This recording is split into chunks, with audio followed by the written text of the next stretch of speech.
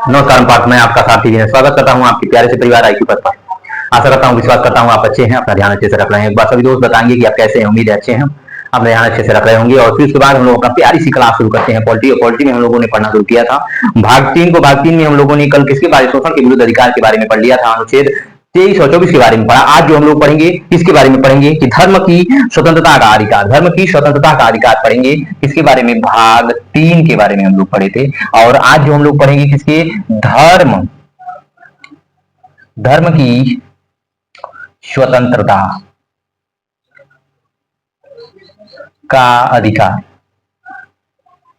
अधिकार इसके बारे में पढ़ेंगे। जो अनुच्छेद कितना आता है? आर्टिकल 25, 26, 27 और 28 तक इसकी बात होती है। 25, 26, 27 और 28 तक इसकी बात होती है। तो पहला हम लोग आ जाते हैं कौन? आर्टिकल, यहीं पे अपना देख लेते हैं आर्टिकल कि 25 के बारे में। 25 हमारा आर्टिकल 25 क्या है? अनुच्छेद 25 क्या कहता है? कहता है कि भारत में हर व्यक्ति को अपने धर्म को अबाध का मतलब होता है कि बिना बाधा के, बिना रुकावट के, बिना बाधा के, ठीक है।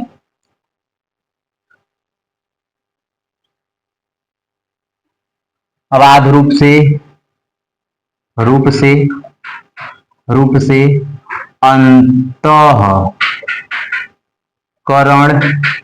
अंतःकरण की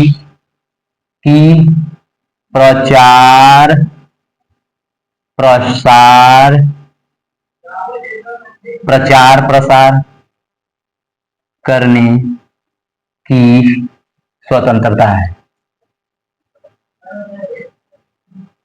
स्वतंत्रता है कि भारत में हर व्यक्ति को अपने धर्म और उसकी प्रचार प्रसार करने की मनाने की अंतःकरण की स्वतंत्रता, अपने धर्म की प्रचार प्रसार करने की स्वतंत्रता है। क्या है? भारत में हर व्यक्ति को अपने धर्म को अबाध रूप से बनाने की, उसका प्रचार प्रसार करने की स्वतंत्रता है। अनुच्छेद 25 ये कहता है। अनुच्छेद 25 क्या कहता है? कि भारत में हर व्यक्ति को, हर जीव अपने धर्म को अबाध रूप से मनाने की स्वतंत्रता है, उसका प्रचार प्रसार करने की स्वतंत्रता दी जाती है।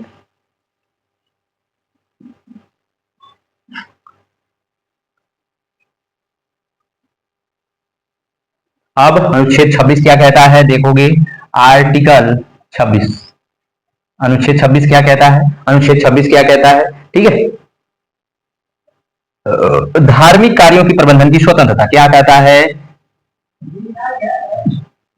धार्मिक कार्यों की प्रबंधन की स्वतंत्रता,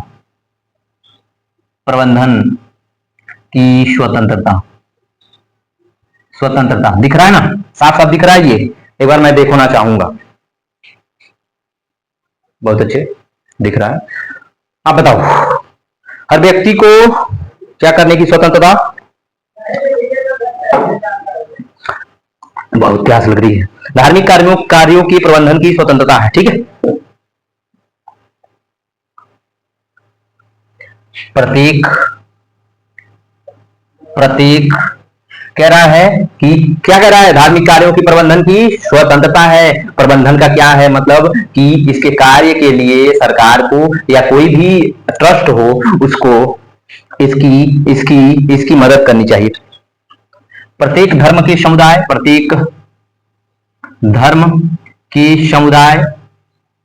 समुदाय संगठन न्यास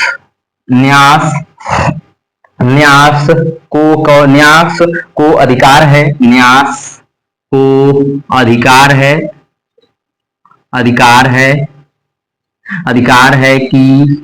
कि वह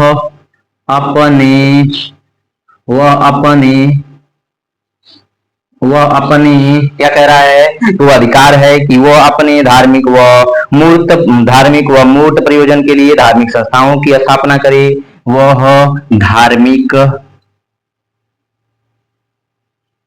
व मूर्त धार्मिक व मूर्त प्रयोजन के लिए, धार्मिक व मूर्त प्रयोजन के लिए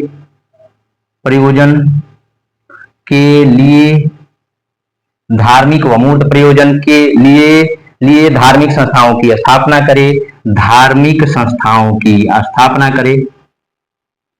ठीक है, संस्थाओं की स्थापना करे, ये इनका अधिकार है, ये इनका अधिकार है। उनको क्या है, धर्म विषयक जो कार्य हैं, कार्यों का प्रबंधन का अधिकार है। धर्म विषयक कार्य जो है, धर्म विषयक जो कार्य हैं, विषयक जो कार्य हैं, कार्य उनको करने का अधिकार है, उनको करने का अधिकार है, उनको करने का इसके पास अधिकार होना चाहिए। ठीक है,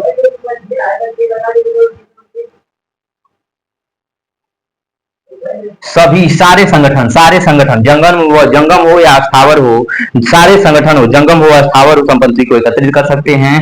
सभी संगठन जंगम व स्थावर धन इकट्ठा कर सकते हैं, धन एकत्रित कर सकते हैं। जंगम हो स्थावर हो, आप सभी संपत्ति क्या करोगे, इकट्ठा कर सकते हो, एकत्रित कर सकते हो। ऐसी संपत्ति को विधि अनुसार प्रशासित करने का अधिकार होता है। तो ऐसी संपत्ति को ये संपत्ति को, ऐसी संपत्ति को विधि के अनुसार प्रशासित करने का अधिकार होता है। विधि के अनुसार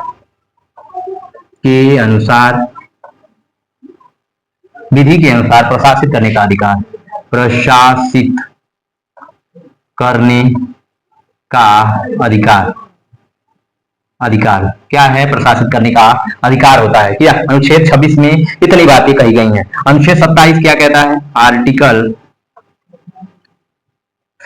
27 क्या कहता है, एक बार इसको देखेंगे। ठीक है,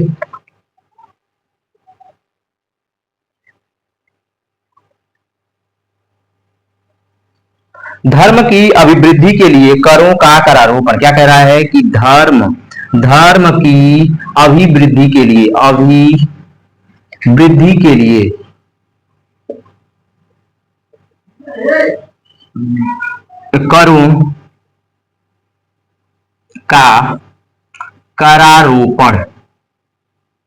करों का करारोपण, धर्म की अभिवृद्धि के लिए करों का करारोपण या संदाय से स्वतंत्रता,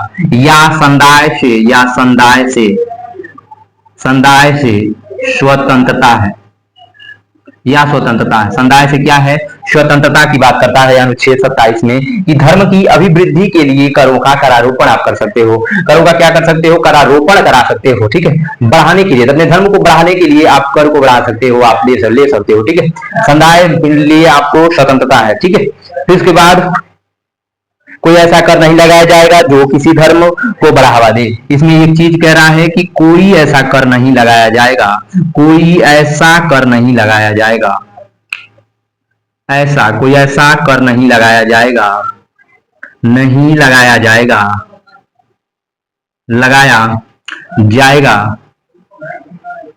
कोई ऐसा कर नहीं लगाया जाएगा जो धर्म को बढ़ावा दे,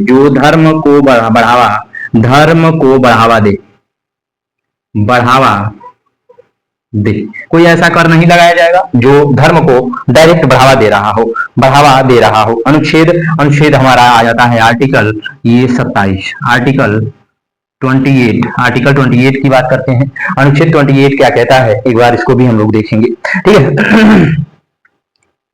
धार्मिक शिक्षा में शामिल होने की स्वतंत्रता, क्या कह रहा है कि धार्मिक शिक्षा में शामिल होने की स्वतंत्रता,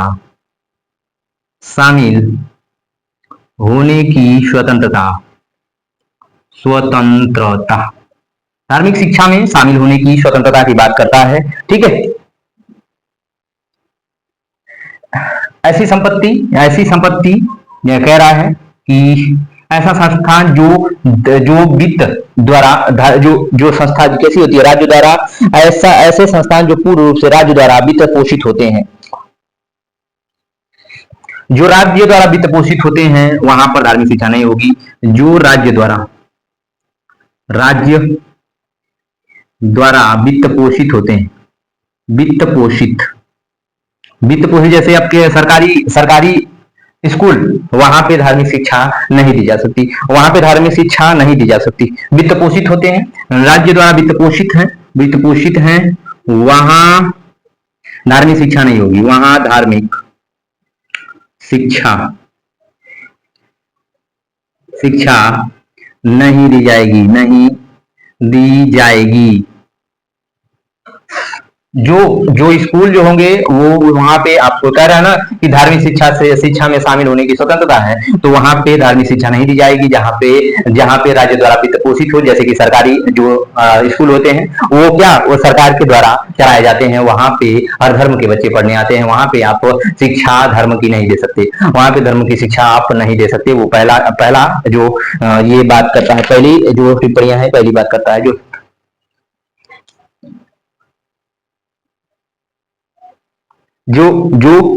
संस्थान, यहाँ पे देखोगे यहीं पे जो संस्थान राज्य द्वारा मान्यता प्राप्त है, प्राइवेट स्कूल, वहां पर धार्मिक शिक्षा दी जा सकती है, धार्मिक शिक्षा दी जा सकती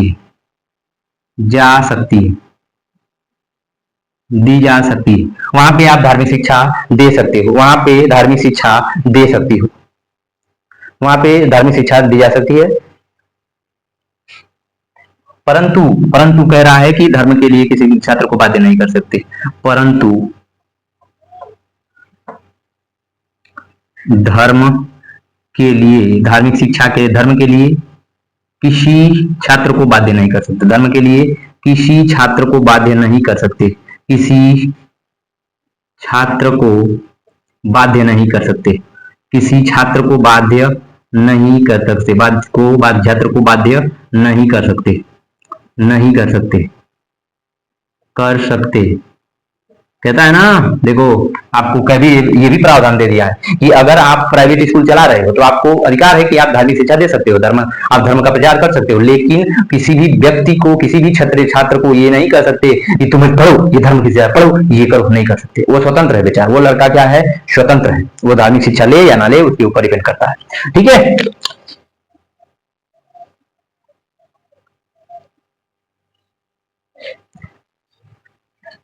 यहां पे तीसरा कह सकता है कि कोई संस्था ट्रस्ट से चल रही है तो वहां धार्मिक शिक्षा दी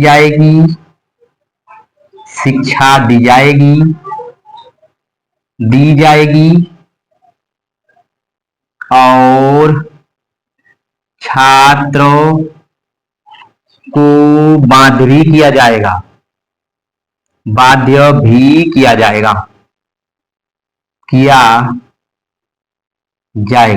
वहां पे धार्मिक शिक्षा दी जाएगी और छात्रों को बाध्य भी किया जाएगा कि तुम्हें शिक्षा लेनी होगी।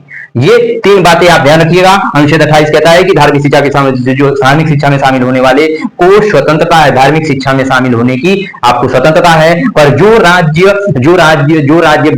स्कूल, जो संस्था राज्य से वित्त पोषित है वहां पे आप धार्मिक शिक्षा नहीं दे सकते। लेकिन जो अगर कोई संस्था राज्य के द्वारा जो मान्यता प्राप्त है, अगर कोई संस्था ऐसी है जहां पे राज्य द्वारा मान्यता प्राप्त, जैसे प्राइवेट स्कूल है, वहां पे आप देखते हो कि वहां पे धार्मिक शिक्षा दी जा सकती है, लेकिन बच्चे को बाध्य नहीं किया जा सकता। लेकिन कोई संस्था ऐसी है जहां पे ट्रस्ट के द्वारा चलाया जा रहा है, वहां पे आप धार्मिक शिक्षा भी दोगे और बच्चों को बाध्य भी कर सकते हो। और बच्चों को क्या करोगे, बाध्य भी करोगे। एक बार इसको लिखोगे, एक बार आप इसे लिखोगे, लिखो लिखो इसको जल्दी से, फटाफट लिखो। तो ध्यान रखिएगा, ख्याल रखिएगा। मिलते हैं कल फिर मिलते हैं कल अगले टॉपिक में, ठीक है। 29, 30, 31, 32 ऐसे इस टॉपिक पे आप तो कल बात होगी। ध्यान रखिएगा, ख्याल रखिएगा। मिलते हैं। नमस्कार। हम